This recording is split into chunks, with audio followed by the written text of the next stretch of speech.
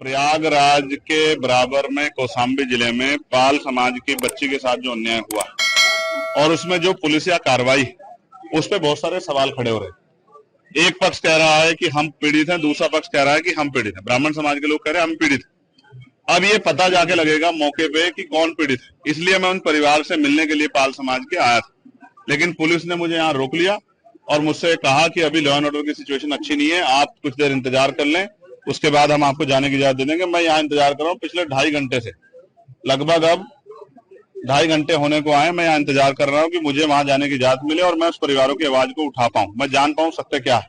इसी तरह करछना में जो अन्याय हुआ कि एक शेड्यूल कास्ट के व्यक्ति को जला के मार दिया, उस परिवार को न्याय मिले, उस परिवार के साथ जो डर भय का माहौल खत्म हो, उसके लिए मैं यहाँ हूँ। लेकिन अभी तक पुलिस ने कोई ठोस जवाब दिया। मैं कुछ देर और इंतजार करूंगा। अगर पुलिस ने जो वादा किया है कि हम आपको जाने देंगे या परिवार से मिलाएंगे, अगर पुलिस पे खरी उतरती तो फिर मैं कूच करूंगा, कौशाम्बी भी जाऊंगा और करछना थाने वाले परिवार से जाकर उनसे मिलूंगा, उनकी न्याय की लड़ाई को मजबूत करूंगा। आप धरने पे भी बैठे हैं, क्या कारण है? मैं इसीलिए बैठा हूं कि क्या उत्तर प्रदेश में कानून व्यवस्था इतनी कमजोर हो गई है कि एक सांसद अपने परिवार से नहीं मिल सकता है?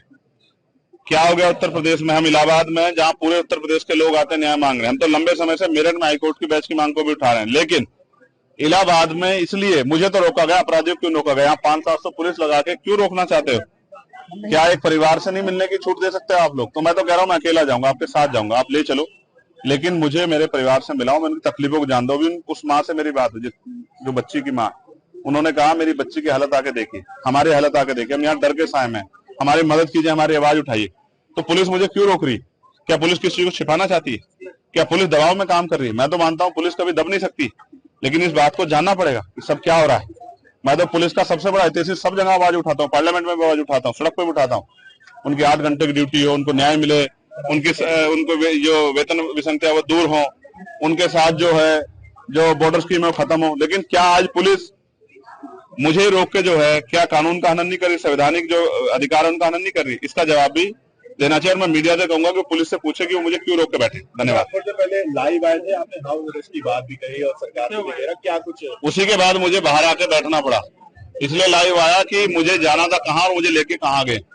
मैं संवैधानिक विचारों का प्रयोग, संवैधानिक विचार पे हूँ, इसलिए पुलिस से बातचीत कर रहा हूँ, वरना मैं लड़के भी जा सकता हूँ, मोटरसाइकिल पे बैठ के भी जा सकता हूँ। पुलिस जानती है जब मैं जाने पाऊंगा चला जाऊंगा, लेकिन मैं संवैधानिक विचार को मानता हूँ, संविधान को मानता हूँ, इसलिए पुलिस से बात कर रहा हूँ कि भाई हमें जाने दिया जाए या उस परिवार को हमसे मिला दे। अगर नहीं जाने दिया जाता तो क्या कुछ कदम उठाया जाए? तो फिर अभी तो इलाहाबाद में आप संघर्ष देख रहे हैं, फिर आप लखनऊ में देखना, विधानसभा का गिराव होगा, मुख्यमंत्री आवास का गिराव होगा, इतने बड़े पैमाने पर होगा कि पूरे प्रदेश से ट्रेन में लोग आएंगे और लखनऊ का चक्का चक्का जाम करा जाए। प्रयागराज के बराबर में कौशाम्बी जिले में पाल समाज की बच्ची के साथ जो अन्याय हुआ और उसमें जो पुलिसिया कार्रवाई, उस पर बहुत सारे सवाल खड़े हो रहे हैं। एक पक्ष कह रहा है कि हम पीड़ित हैं, दूसरा पक्ष कह रहा है कि हम पीड़ित हैं। ब्राह्मण समाज के लोग कह रहे हैं हम पीड़ित हैं। अब ये पता जाके लगेगा मौके पे कि कौन पीड़ित है। इसलिए मैं उन परिवार से मिलने के लिए पाल समाज के आया था, लेकिन पुलिस ने मुझे यहाँ रोक लिया और मुझसे कहा कि अभी लॉ एंड ऑर्डर की सिचुएशन अच्छी नहीं है, आप कुछ देर इंतजार कर लें,